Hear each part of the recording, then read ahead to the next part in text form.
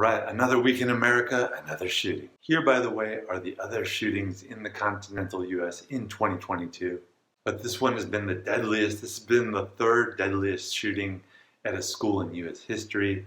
19 children were killed, as well as 2 teachers, and 17 more people were also shot. The sense of outrage is understandably high. People are wondering how this could be allowed to happen after so many other shootings. And, inevitably it's going to happen again in the future unless something changes. So will anything change? That's what I'm going to look at in this psychic tarot reading.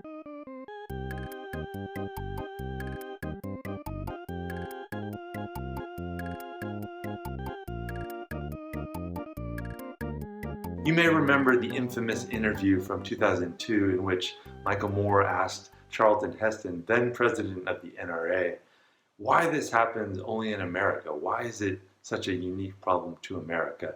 And it caused Charlton Heston to walk out of the interview. You don't have any opinion, though, as to why that is, that we are the unique country, the only country that does this, that kills each other on this level with guns.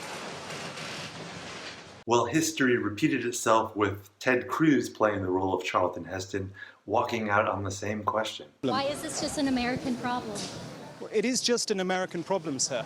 Mr. Cruz, why is America the only country that faces this kind of mass shooting? But you can't answer that. You can't answer that, can you, sir? You can't answer that. Why is this country? Why is it that people come from all over the world to America? Because it's the freest, most prosperous, safest country on earth. It may be the freest, it may be the most popular. Why are our kids dying in school?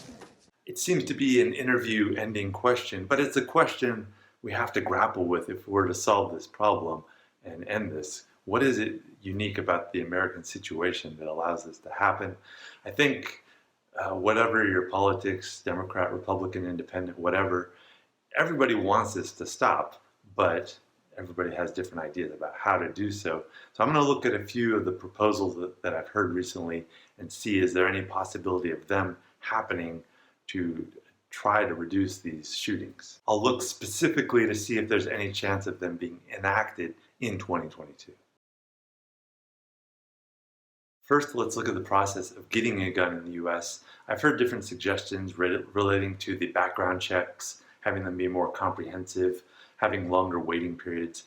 Will there be any changes to the process of getting a gun in 2022? What I'm seeing is the Ace of Cups, which is an outspringing of this strong emotion. The emotion is there, but I'm seeing with this as a Cups card that I don't think there's going to actually be a physical change to the legal process of getting a gun in 2022.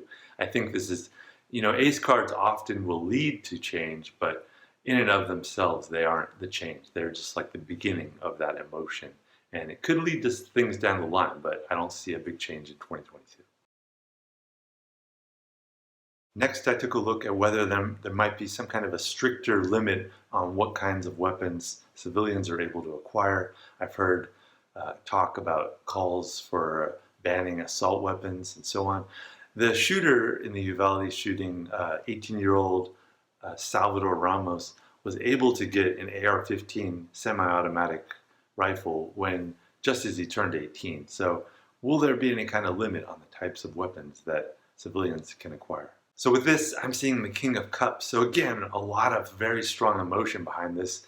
But the thing about the gun lobby and gun manufacturers is that they are much more firmly bounded in swords. And sword cards are very hard to overcome. The emotion of the Cups cards can lead to change and slowly erode things, but to defeat a sword card, you need like a wand. That's a much more practical approach, because that is the imagination at work, and that's really the only way to overcome these large constructs of weaponry and things like that. So based on this King of Cup cards, again, I would not anticipate any changes in laws relating to the types of weapons that can be purchased.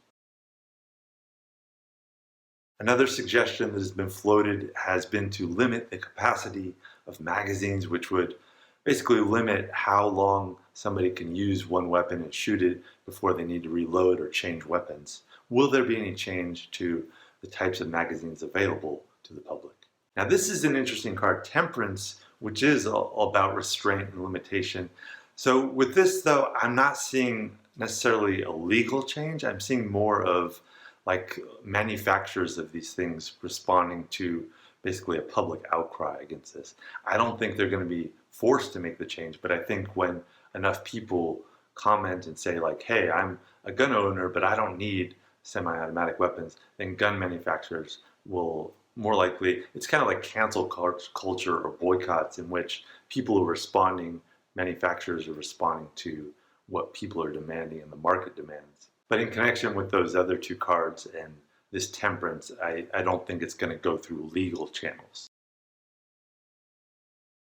Finally, there's been talk even of changing the Second Amendment itself. The Second Amendment reads, "A well-regulated militia being necessary to the security of a free state, the right of the people to keep and bear arms shall not be infringed." Now the problem is, this is a very ambiguous phrase. What are arms? What does that include?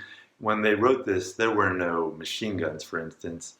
There were no nuclear weapons. Does an individual have the right to own a nuclear device? You'll get a spectrum of responses on what arms and the right to bear those arms includes, but ultimately it's the courts that decide. But changing the Constitution is kind of a big deal. It has happened before. Slavery was abolished, voting rights have been expanded, and so on, but it does take a lot of political willpower. So is anything like that likely to happen in the near future? Now with this, the world card came up, and the world is the largest vision that we can have of life, the universe, and everything, as Douglas Adams put it.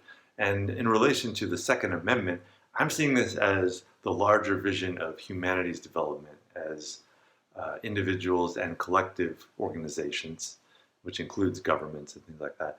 And at this stage of our development, I think we're still limited by needing laws and constitutions and so on. But I think we're transitioning into this state beyond laws, beyond weapons and the need for weapons. So at this point, I'm seeing based on this that in 2022, there's not going to be a major change in our laws overall. And this would include the Second Amendment. But this is suggesting that at some point in the near future, we're going to go through a paradigm shift that's going to be as momentous as the view that the Earth was the center of the universe. For thousands of years, that was the view, that the sun revolves around the Earth, when in fact it doesn't. And when that happened, when people started to transition to this new mode of thought that, oh, actually the Earth revolves around the sun, and it answered a lot of questions that suddenly made sense. That's the kind of paradigm shift that we're going to be going through, and it's going to be something in which at some point the idea of needing weapons and guns is going to be ridiculous, and we're not going to really be able to go back. That's what I'm seeing with this world card, and that's what I'm seeing for the state of gun laws in 2022.